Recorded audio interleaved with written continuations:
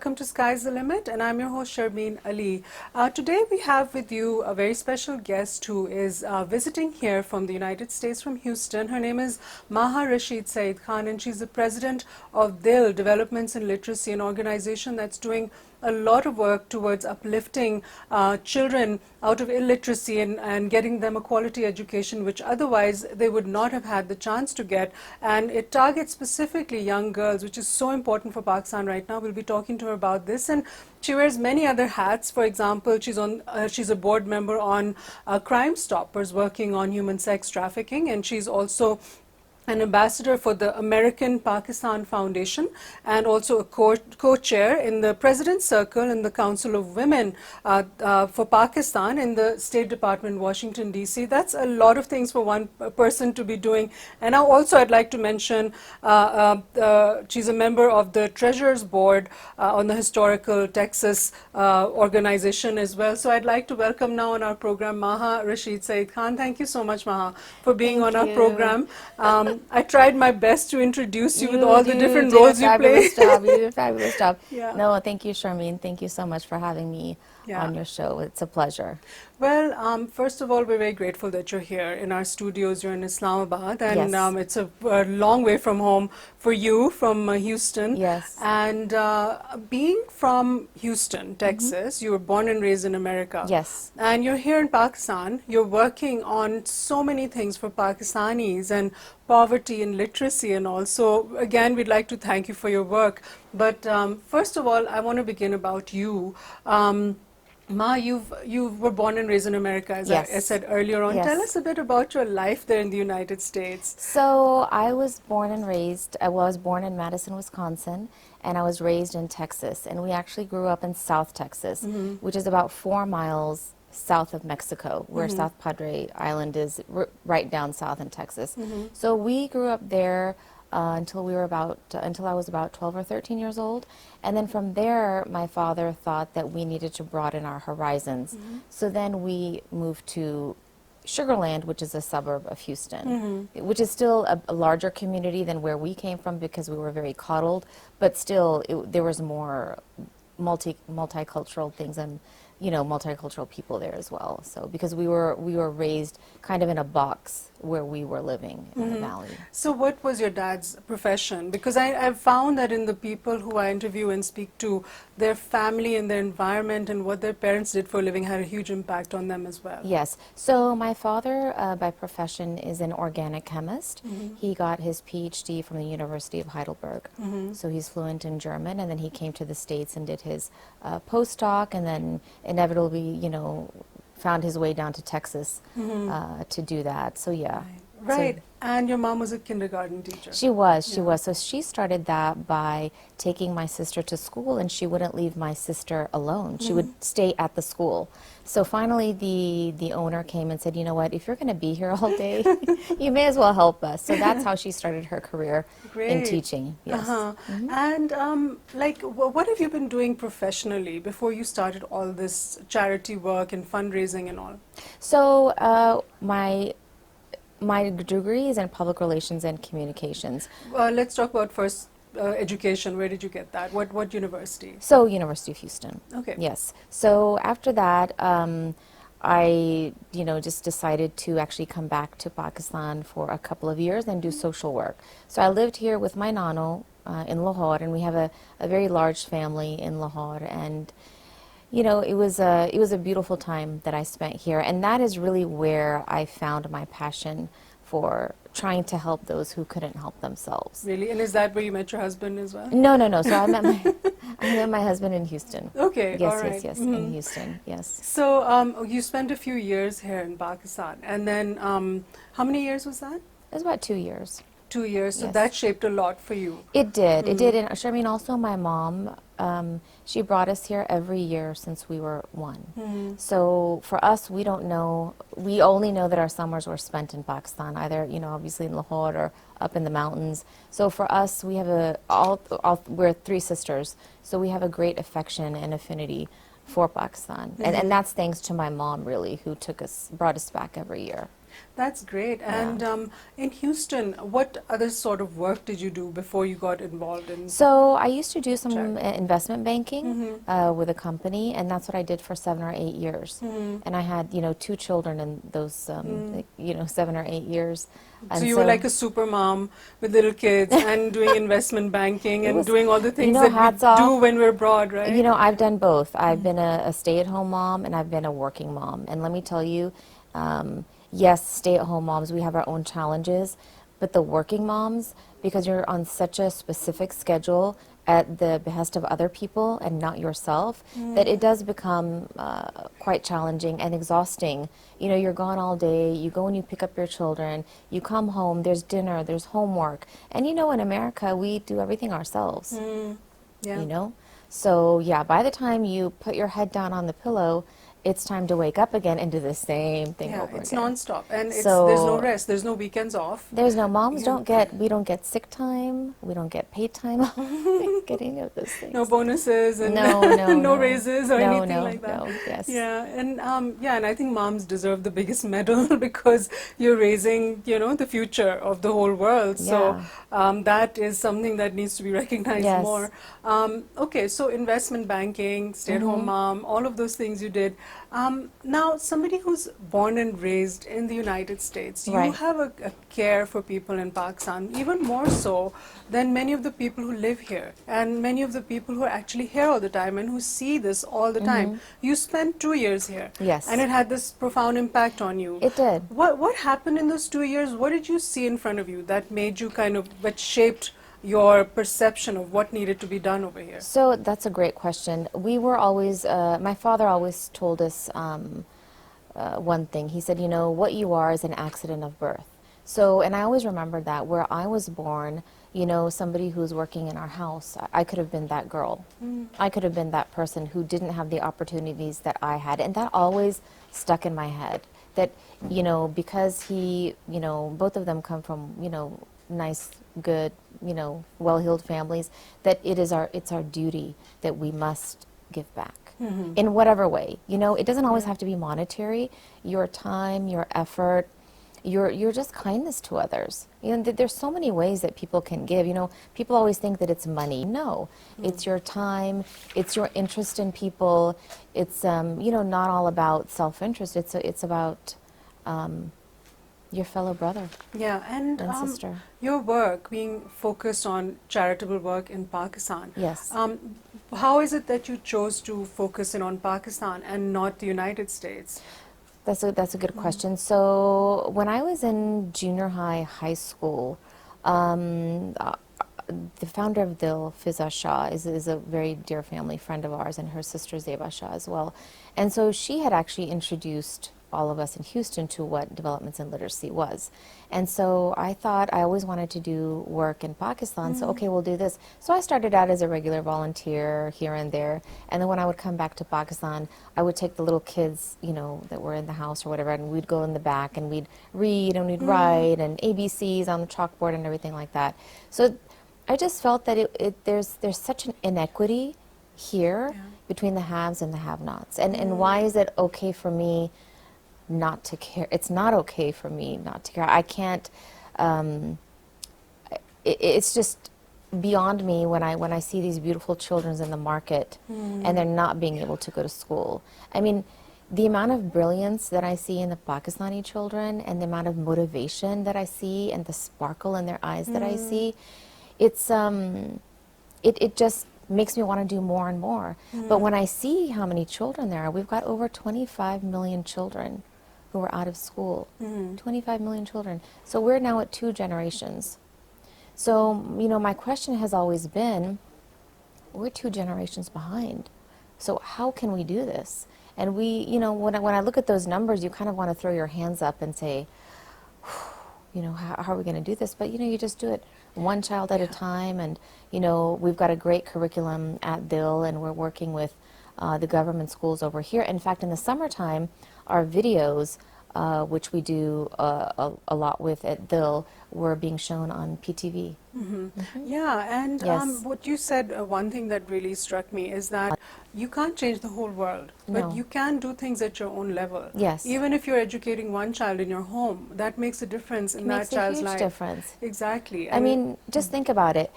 Any child that you educate will automatically educate their children, and then their children. So you're really changing a generation by educating one student. Exactly. And Yeah. people don't. Sometimes people don't understand that. They're like, no, no, no, no. And I have many people when I come here. They're like, why you don't have to do this? Why don't you just come to Pakistan, relax, shop? I can't. Yeah. I can't. You can't see this around you and not do anything about it. There are certain Yeah, people who just cannot. yeah. And also, another thing I find is that it can be a little overwhelming to see all the poverty and suffering and all that exists. And Yes. it's difficult to know that I'm so helpless and I can't change this because I'm not in that position to do so. Exactly. But what you all are doing in the form of an organized sort of a movement, you've become this sort of powerhouse in Dil, and you've done all this fundraising and all of that, which is wonderful. You've got now 27,000 children in 130 schools. Your Yes. organization does, and you've been involved in this since what year? So probably 18 or 19 years. Okay. At a very surface level at first, because I was young.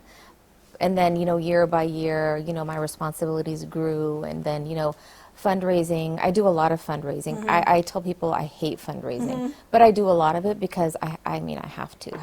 How are these organizations supposed to run without the generosity of other people? I mean, it's really, really hard. So now 27,000 children. That's a lot of kids because that's 27,000 families going forward. Yeah. Households are going to be educated through this Yeah. child. So it's really, like you're saying, it's changing a generation. Yeah. So you've got 130 schools your organization does. Which cities are these schools in? So we're primarily in the rural areas. You won't find us in the cities. We're going to be further out. Like, for example, in Lahore, we've got a school in Islamabad, but it's about 30, 40 minutes away. We've in Lahore, the one that I go to is in Sharkspur. I hope I'm saying that correctly. Maybe 40 minutes out. Our largest school is in Orangi, which is in Karachi. Karachi. Yes. So, we're all over in the smaller pockets where it's harder for the children to come to school. Okay. And so we've got, boys in school and girls in school. And, when I go to the schools, and we make kind of these impromptu visits because we want to make sure that everything is, running great. And our CEO, Fiza, is just amazing. I mean, I've worked with a lot of organizations, and she's probably the most hands-on CEO, and she is counting every single penny and making sure that every single thing is accounted for, because we are not a Pakistani charity. We are a charity that was born in America. So our taxing and our reporting is in America. So we better be 100,000% crystal clear with our facts and figures. You work on a voluntary basis. Yes. Is that what all of your members do? Yes, all of our team in Houston especially, and all over, and all of the chapters are amazing. And we're all nobody is paid. Yeah. Not even So our there you CEO. go. She's not paid either. Yeah, there you go. So because So- people are under the impression that when they donate to large organizations, their funds are going to go towards administrative costs and No. salaries, and here No. it's going entirely to the children. Yes, exactly. I mean, of course, we do have a small overhead because we do have staff in Islamabad, and we have a very small staff in America. So really, it's the volunteers. We give of our time and of our effort. And so the way we fundraise is we have a gala every year, and we raise the monies, and then the monies go here. And we spend a lot of money on teacher training. Yeah. Because what's the point of this fabulous curriculum if there's nobody to teach it? Oh yeah, absolutely. And we're very, we keep our teachers very accountable, and we do a lot of high-tech learning. We've got a Read to Grow program where it's, a child's comprehensive rate has been increased over 300%. And so I just wish that, all of us, here in Pakistan in the schools could kind of be on one page so that we could all kind of, water the seeds together, you know, with Yeah. these children. I found that some of the, say, schools that were established for street children and charity Yes, schools sometimes have a really superior quality of of the course. education they're imparting. So, Yes. what is the structure of the learning in the, like Dil schools that you've established? How are the children taught? What is in the curriculum? So it's the same. So we have your state-based curriculum because that's the law, right? But then we've added a lot of technology. Basically, what we've done is we've added the technology and the teacher training. I can't emphasize the teacher training enough because that is what gets the child from point A to point B. Yeah, good teachers, Good effective teachers, yeah. effective teachers. I mean, we've got so many, there are government schools that where teachers don't come to, right? Yeah. How do you get the children out of the process of memorizing and rote learning and actually Oh, make them understand so the we do a lot of subjects? programs with critical thinking, like we did when we were in college. Remember, that's where we learned how to critically think, Yeah. really was in college. Yeah. So we teach our kids from a very young age how to do that because anybody can do rote memorization, right? We grew up on our maths, you know, multiplication by rote memorization. But here we're learning about maths and sciences and history and English and all of these things. And every single child you speak to at a Dil school, they'll tell you they want to be an astronaut, they want to be a doctor, they see the people around them, they see you know, where their parents work, they see the homes that their parents go to, they want to be like them. Yeah. And why shouldn't Why should they? Yeah. Because of an education, they're being denied that because they're poor. That's not an excuse to me. Absolutely. Your birth should not determine where your future Not is. at all. And it doesn't in many parts of the world, nor should it in Pakistan. No, no, no. Yeah. And it's just when I see, like I said, when I see the brilliance, I think of it as like, you know, this like cord, and you've got kind of quarters, you know, like coins going on a cord, and every second one of them is like flipping off. And those are children that are not going to school. So And those children who are not going to school, they're vulnerable to Yes. so many awful things. well, they're vulnerable. Many, many things. Kidnapping. The mafia here, the begging mafia that's over here that I just recently learned of, because I had an incident with a group of kids that I was trying to take to the Dil schools. I thought they were our children, but they were not our children. They were like the kids that were being taken by force to go and do that. So I got out of the car and I told the guy, I said, we can stand here all day, but these kids are coming with me. Really? You Yes. took them on? Yeah, I did. I was. That's great. I mean, I'm saying it now because I'm safe and sound. But at that time, when I got out of the car, I thought, you know, I don't think this is the safe thing to do, but it's the right thing to do because I couldn't let those kids go. So yeah, it was fine. Okay, that is risky. But yeah, I mean, that's hats off to you for taking a stand like that for those Yeah. children, because you wonder where are the parents when they're being taken off to, you know, begging mafias. You know, and all I've of thought that. about that a lot, and the parents are the victims of their own circumstances as well. What can they do? It's like a vicious cycle. So with education, you break that cycle.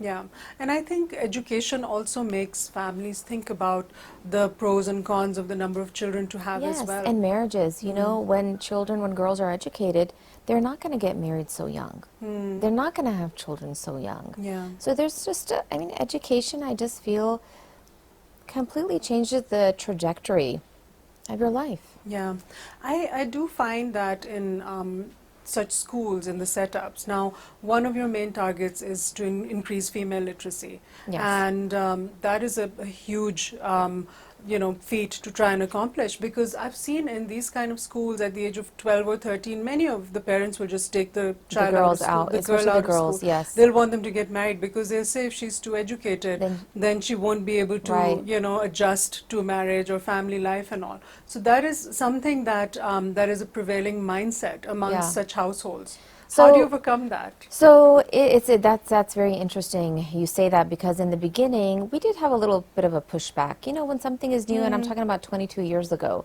we did have that pushback. Now we don't really see that pushback. And we go into the villages. You know, we speak to people over there. They want their girls. They don't want to see. I feel like the father generation of a 10-year-old girl today is more progressive, of course, than the one of 20 years ago. And they see the potential of their daughters. you know, of their daughters and their sons. And they don't want their daughters to go through what they've seen maybe their sisters go through, or even maybe their wife go through. Every parent, no matter who you are, no matter how rich you are, no matter what family you come from, your parental instinct is that you always want better for your own child.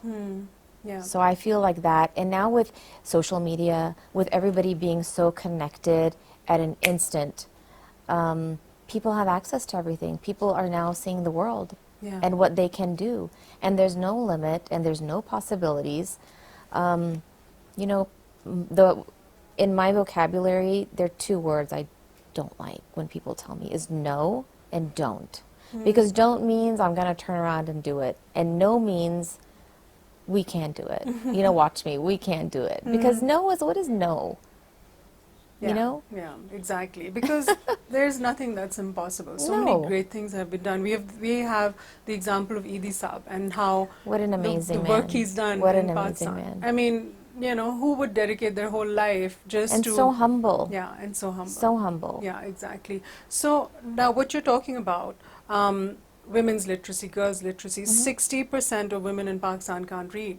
So that is a huge, huge issue, because if they can't read, they really don't understand half of the things like medicines, prescriptions. No. And how dangerous is that? How dangerous is that? And then the, you know, economic empowerment, everything is kind of linked to that, because then they're unaware of the importance of such things and how to run their families intelligently and things like that as well. So that really matters. And then only 14% of kids make it to high school.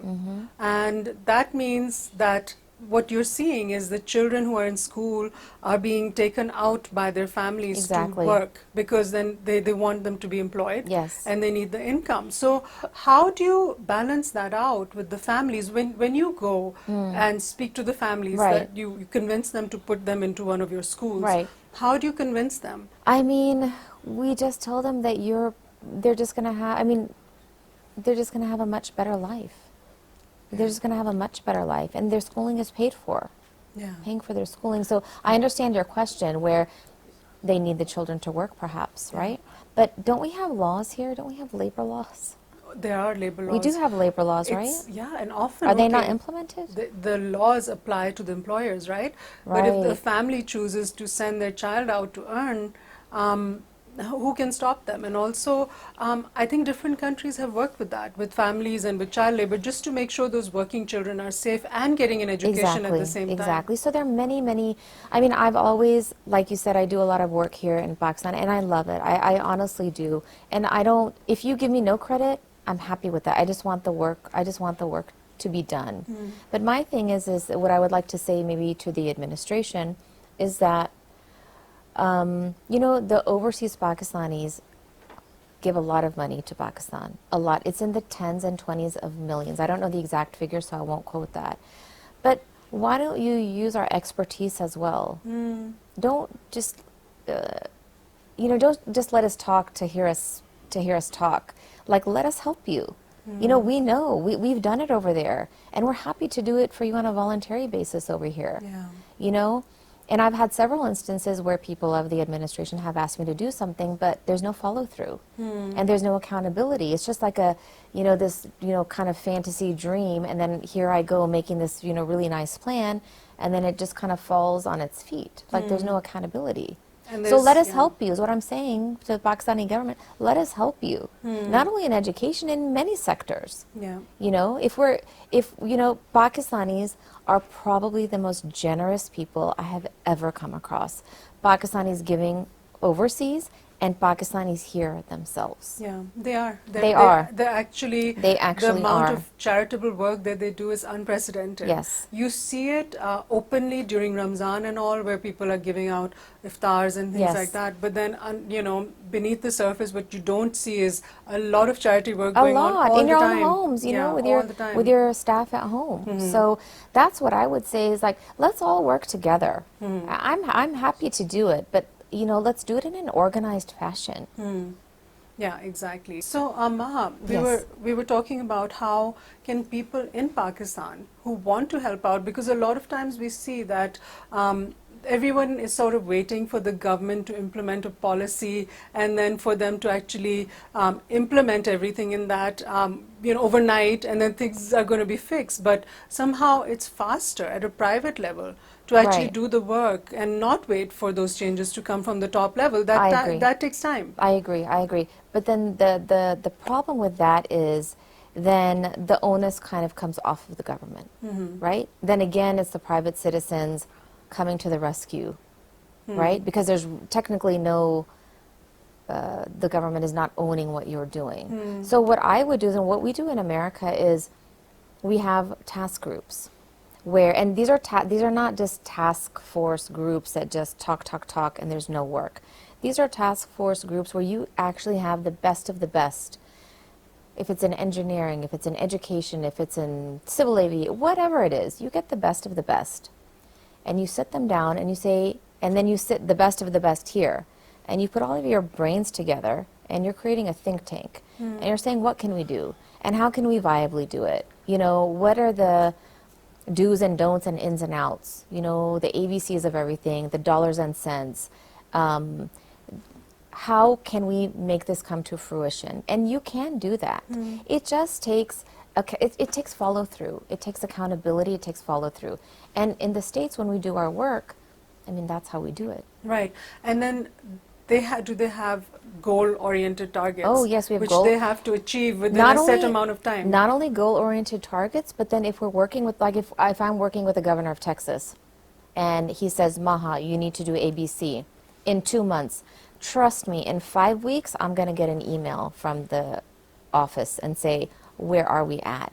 So the thing that I see here is that we can do better. I think we've come a long way here in Pakistan, but we can do better with the accountability. Because if I tell you tomorrow, Sharmeen, you need to raise $5 million in 6 months, but a year goes by and I don't ask you, what's your accountability? There's no... You're going to be like, okay, you need well, if she's not pushed, then I don't need to be pushed myself. True. So that's what we need, and we can do it. And I think, honestly, the Prime Minister is doing a good job with the programs that he has created. But what I would like to tell him and the government is, let us help you. We're here. We're free to help you. Yeah. We're free to do plans for you. We're free, whatever it is. Yeah, and overseas Pakistanis, I'd like to add, they have expertise from a system that works. Yes. So that can easily be applied in other systems in order for them to work as Exactly. well. So that completely makes sense. Yeah, and it's not like we don't want to come in and be the big boss and step on people's toes. And I respect the people that I work with here in Pakistan and my colleagues here in Pakistan. I want everybody to come together. There should be no ego. You know, the biggest thing that kills everybody is ego. Yeah. Push it to the side.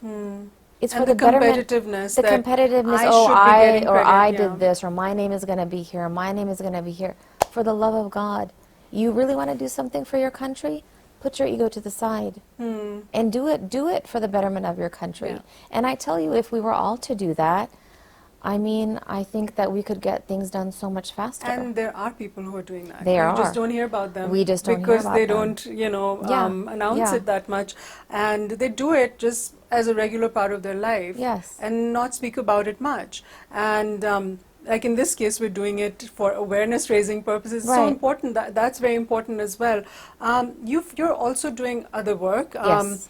You're on the board of Crime Stoppers. Yes. For human sex trafficking. Now that's Yes. very interesting. Does that involve Pakistan as well, or is it other No. countries? So you were saying that why do I do most of my work in Pakistan? So now I do kind of 50-50 because I also want to give back to the community that I live in. And Yeah. so Crime Stoppers is an organization where it used to be a tip line where if you saw a crime, you would call the tip line and say, hey, I saw a crime, and then they would give you a reward. Well, now it's morphed into this huge organization. And one of our biggest problems is human sex trafficking. And Houston, I'm sad to say, is one of the worst Are in these North other America. people coming from Latin no, America or no, where? no. That is a very common question. No, it's your kids at home. I mean, it's such a Really? I don't even know It's how American families. Yeah, it's you know, you've got we've had families from whose mom and dads were doctors.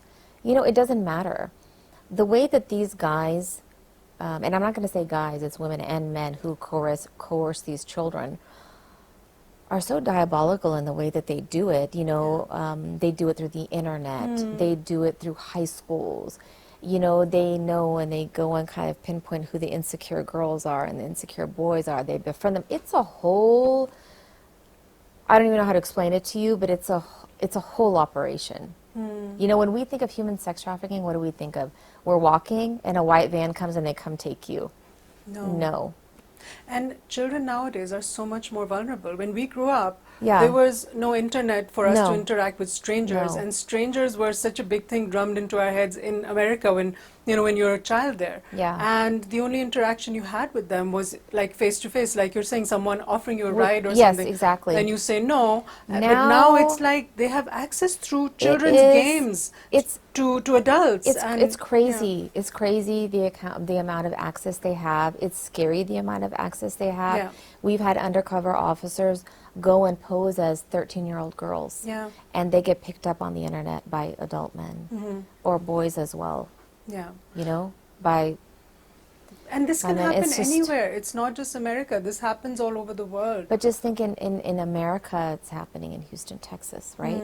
And so, because we're a huge oil and gas place, right? We host the Super Bowl. We're the fifth largest city in America, and we have a major airport.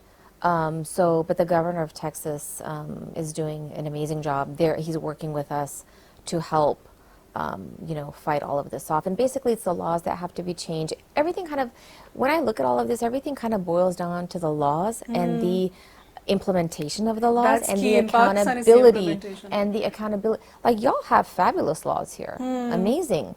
They cover everything. I'd like to see them being implemented somewhere. Yeah. So, okay, your work in Crime Stoppers, how Yeah. do you actually, what do you do? What's your role in there? Okay, so like I do a lot of fundraising. Again, I and my two friends, we chaired the last gala, and we Okay. raised a lot of money, and we do a lot of awareness events, and we go on the tours To where, the schools, to the kids. well, not the kids, we go to all of the hot spots in Houston where all of this debauchery is happening, all of this illegalness is happening. So I've been to every spot in Houston where there's a prostitution, where there's sex trafficking going on, where there's, kids being held in cages. We've been to every single And place. did what there? Well, we're only allowed to look. We do have police officers with us, but you know me, I like to jump out and actually, And you, so you know, like you actually see firsthand what's going on. we see exactly what's going on. So, Then we call the police. Then the police comes. The problem is it all boils down to the laws. Because yes, you can put them in jail, but within 48 hours, they can be out. The pimps can be out, and again, they're on the streets again. So tell me this, from this experience of yours, because you've actually seen it on the field and Yeah. everything, how can parents and how can children actually keep themselves safe from getting into a trap like this? How Okay. can parents keep their children safe, and how can children watch out themselves? Be a hawk to your children. My father used to, I think my grandfather used to, it's in Urdu, but I'm not going to say it in Urdu, I'm going to say it in English. He used to say that give your children what you can, give them the best of the best gold, whatever it is, but watch them like a hawk. Watch each and every single thing they do. Their phones, like I go through my daughter's phone, I go through my son's phone. That is problematic for many parents. Kids No, don't want their parents in but their hello, phones. you're the parent, and they're the children. Yeah. Okay? I tell my kids, your responsibility in my home is two things. You respect the home that you live in, you respect your parents, you respect your grandparents, you respect your elders, and good grades. There is no excuse for you to bring a bad grade home. You don't have to work. You have a great lifestyle. Two things. And I told my kids, I said, if you can't obey those laws, there's the door. Nani is much stricter than I am, let me tell you. So you can go over there. So they know. What they have are privileges. And, if they're going to abuse those privileges are going to be taken away. Right. So we check the phones. We have alerts on our phones if any apps are being added. You have to be vigilant. Yeah. Just think of it this way. Do you want your child being lured away? Yeah. And once your child is lured away, the chances of them coming back normal are nil to nothing. Because once these guys get a hold of them, they start drugging them. Once they start drugging them, that's it. then the addict needs the addiction, Yeah. right? They need the heroin, they need the whatever they're taking, and Wow. then they're used for sex. Yeah. So I don't know why parents are so coddly with their children, if that's a word, coddly. You're the parent. You have to be strict. You have to be strict, and it is your responsibility that they stay safe. In our generation, Maha, our phone calls were screened by our dads Oh my 24/7. gosh! I mean, we had the landline. We had the landline, right? With the So cord. everything had to go through dad. And now it's like direct access. Everybody has to your child. How scary Yeah, is that? exactly. And It to is. what age do you think you need to have these, be checking on your kids vigilantly and all? Is I there will a tell cutoff you- age where they're safe? Okay, so I would tell you from my experience, from the age of, I mean, like 0 to about 12. Yeah. I was on Yeah. top of them. So was I. I'm sure Yeah. they hated me, but I don't care. Yeah, yeah. And I after don't that, care. after about 13, 14, you start to get the I complaints feel and they want privacy and all I feel that. like it by the age of 12 or 13, kids, they want love and they want your attention. They don't want things. They need touch. They need hugs, right? They want to be carried and held and all of that. And I feel like the kids that get that, and the kids that get the positive reinforcement that you know what, you're doing a great job, and an open line of communication, where when Zed, my son, is now a sophomore at the University of Texas, and he'll be 20 this month, inshallah. When we took him to school, I told him one thing. I said, you know what? Nobody's perfect. We all make mistakes. God forbid you make a mistake. The first phone call you need to make is to your parents. It's your parents, exactly. I will give you a free pass. I will, at that moment, I'm not going to ask you what happened, why it happened, or yell at you, or scream at you, or make you feel horrible. I'm going to be there for Exactly, you. yeah. I'm going to be there for you. Yes, after you're safe and in my home, then I'm going to let you have it. But other than that, and even with me being so open with my kids, he was shocked when I said that. And I said, because your parents are the only ones that are going to take care of you in that time, not your absolutely. friends. We all And think kids need our to know- friends. Yeah, exactly. It's not going The to be our friends friends. don't have the capacity, No. basically, even though the intentions may be there. It's very important to have that safe place for children Yes. to come to when they've done something and they can't fix it themselves. Yes. Their parents should always be that safe place, and Exactly. they should always have the confidence that I can tell my parents anything. Yes. That's so important, because when they hide, that's when all the That's wrong when all the stuff bad comes. things Yeah, happen. That's when exactly. all And the then bad things that's the time when they happen. get influenced by the wrong, sometimes the wrong people as And well. also another important thing, my kids were never allowed to spend the night. Yeah. They're still not allowed to spend the night. Yeah, mine We too. were never allowed to spend the night. We have the sleepovers at our home. Like bring all the kids to your house. Be that house where you want to see the halagula and the ronak, so you can keep an eye Yeah, yeah. and what's going, and talk to their friends. Their Yeah. friends always tell you information. Yeah, I'm a total FBI mom, so Yeah. I totally understand what Yeah. you're saying, and that's definitely something that has to be done. Very useful information, Yes. Maha. Now your work as an ambassador on the American Pakistan Foundation. Yes. What is the work you do over there? Because that's Okay. a lot of liaison between Pakistan It is. and America, Pakistani Americans and It people is. here. It is. So American Pakistan Foundation, I'll give you a brief background, was founded around 11 years ago by our chairman, Rial Siddiqui, who is a businessman in Houston, Texas. And it was inaugurated by Hillary Clinton and Colin Powell, American Pakistan Foundation in New York. So basically, I came on about 3 or 4 years ago, and because of all of the work that I do in America, I call it mainstream America, because I don't really stick to one circle. I'm kind of everywhere. They thought that, okay, this girl can go and talk about Pakistan to the Americans, right? And then with the Pakistanis to the Americans, so I'd be a good, what an ambassador does. Right. Right? So basically, we are an organization that bridges the gap, economic, social, education, civil, between America and Pakistan. And our biggest thing that we do is we mentor children. Children when I'm in high school. So high school and college. So for example, if there's, some Pakistani kids that come to America and they don't know anybody, call us, American Pakistan, we'll help you. Because we don't want you to be that child that comes to America having left your family, and knowing nobody in America. Do you have a helpline or something like that? We have a number. We've got a website. We've got many mentors. So that's what we do. That's what they need. They need mentors. They over need there. mentors, and we Yeah. have so many programs. We work a lot with the United Nations.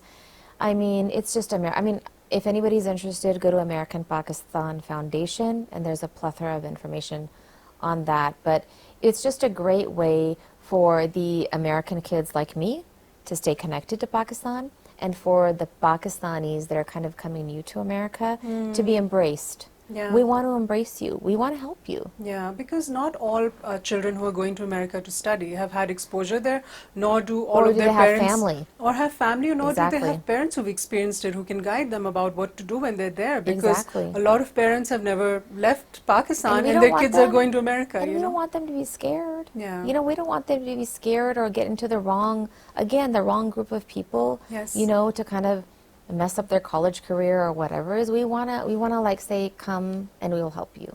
Like, come on. and guide you. And we have a fabulous board of directors, and we've got a new chairman, Dr. Riaz Siddiqui just stepped down as our chairman, but he's on the board. And we've got Dr. Nasser Qureshi, who is our new chairman. And our president, Shamaila Chaudhry, is amazing. So you've got really some of the best brains, I feel, on the board of APF. And when I see the kind of people that I'm supposed to be dealing with, I kind of look around and I'm like the only housewife. Yeah, well, yeah, and you're also a co-chair of the President's Circle of the Council of Women Pakistan, with the State Department. So no, so that's with the American Pakistan Okay, Foundation. right. But I also, with the American Pakistan Foundation, we do work with the State Department Yeah. for the Council of Pakistani Women. So again, it's kind of it's an arm of the State Department, which we do voluntary work for. And again, we're kind of bridging programs from Pakistan, from America to Pakistan, mostly to help the Pakistan arm over here. So that's where we come in. Okay. And so there's a group of women, I don't know the count of women, but it's a group of amazing pioneer women that are on there. And so I just recently joined on behalf of APF. And so we've had panels, and Texas A&M is one of our partners for the council, and we just have amazing, I mean, just the people that I meet, it's just mind-blowing. And what is the work that they do? Like when you have these panels and things, what is the Everything. goal? I mean, it's everything. It's, you name it, and we've got the top person and the expert Okay. to do that. Yeah. That's excellent. One thing I wanted to ask you was, now the Pakistani American community is key, right, for Yes. Pakistan Yes. in the United States, Right, right? right. But the perception and what we usually see is, if you compare to, say, British Pakistanis, you Right. see them very politically involved. You see them very integrated. You see them in roles of parliament and the House of Lords. You see them as athletes and Right. actors and everything.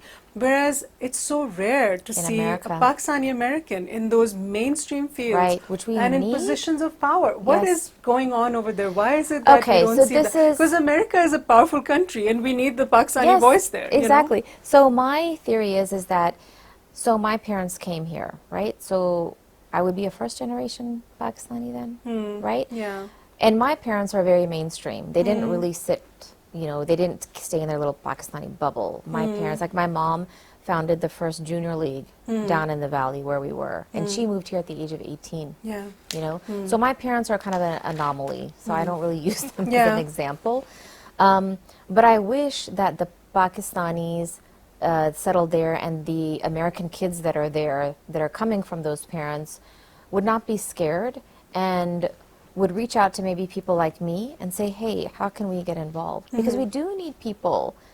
I mean, people crib all the time that, we're getting a bad name, or this is happening, this is happening.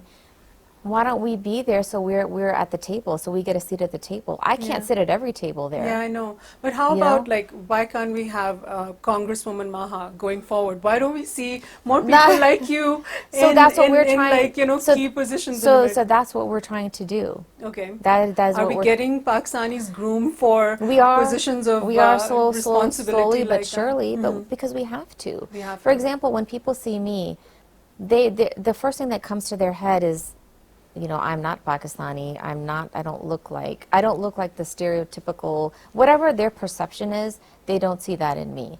So maybe it's easier for me to get a seat at the table. Fine, I'll take that seat at the table, but once I'm at that table, you're going to know that I am of Pakistani descent. You're going to know that I'm Muslim, because you're going to know that we conduct ourselves perfectly fine. Yeah. And I don't want to be under that stereotypical that Muslims only do bad things and this and that. No, we don't. No, not at all. You know, that's like me saying every Caucasian person is part of the KKK. Yeah. It's such a sweeping generalization. Yeah. So my goal is, when I go out, is that when people see me, they see me as a person, first of all, and then when they get to know me, they're like, oh, you know, their kind of image breaks, and then they're more comfortable to meet more Pakistanis Because you're and more someone they Muslims. can relate to. Exactly. Yeah, exactly. So, and I'm not the only Pakistani American kid there. So, do you think at some time in the future, maybe near future, you have somebody like Kamala Harris, you have somebody from Yes. who's a Pakistani American as the Yes. Vice President of the Of United course. States, a woman, Yes, especially. yes, Yeah, of you think course. that's possible? I think it's very possible. Yeah, Why inshallah, not? I hope so. Yes. And we hope to see the brilliant work you're doing go much further, and all the Thank things you you're trying so to much. achieve. Best of luck with that. Thank It's you a so lot. It's a much. lot that you're doing. And one last thing I'm going to ask you: how do you find the time for this? And what do you suggest to people who are like you and me, we're Right. mothers? Yes. You have families, and Yes. you're working. How Yes. do you juggle everything? So, first of all, you have to have a very supportive household. Okay, your family has to be very supportive of what you do. And my kids are now older. My son will be 20. My daughter will be 14. But I did bits and pieces along the way as they were small. But as they got older, and as I've done my job with them in the sense of their social upbringing and their moral upbringing. After a certain age, there's only so much you can do. So I feel like I've done that, and they're very involved in what I do. So they would go with me to my board meetings. They would go with me to my gala meetings. My kids have been everywhere with me. So for them, it's very normal and natural. And it doesn't have to be as much as I do. Whatever you can do. Start out with maybe an hour a week. That's it. Yeah. Find something that you love to do that makes you happy doing. For me, it's education. Yeah. I can't think of anything that's more important in this Yeah. world. So it's time management, really. It's timing. We all have time. I mean, maybe not go on your Facebook. Maybe take out the 30 minutes you go on Facebook, or an hour, or Instagram, or whatever, and maybe push it this way. True. Absolutely. Pay it forward. Yeah. Haven't you noticed when somebody does something nice for you, you automatically want to do something nice for the other person? That's true. Yeah. Exactly. Yeah. Very good words, Maha, for our viewers, and I hope that people do follow your advice that you're giving. Give more time to Yes. these kind of things that need our attention, Yes. because we're all in a position to do something We all at whatever can. small level that we Yeah, can. anything, So, anything, yeah, any absolutely. single thing, anything. Absolutely. Thank you so much for being on our program, Maha Rasheed Saeed Khan. We look forward to all your success in the future, and thanks for joining us. Thank you so much, Sharmeen. Yeah. It was great. Had a great time. Likewise. Thank you for watching our program today. Another guest we've brought to you who inspires us with their work. I hope we can all learn from these people who we bring to you in our programs. For example, our guest today juggles her family life and her work, as well as the community work that she does in a totally different country from where she lives. She grew up and lives in America, but she does all this charitable work for Pakistan. All of us can do something like this in our lives, and I hope that we're all going to find the time to do so. Thank you again for joining our program today. We'll see you at the same time, same day on Sky's the Limit.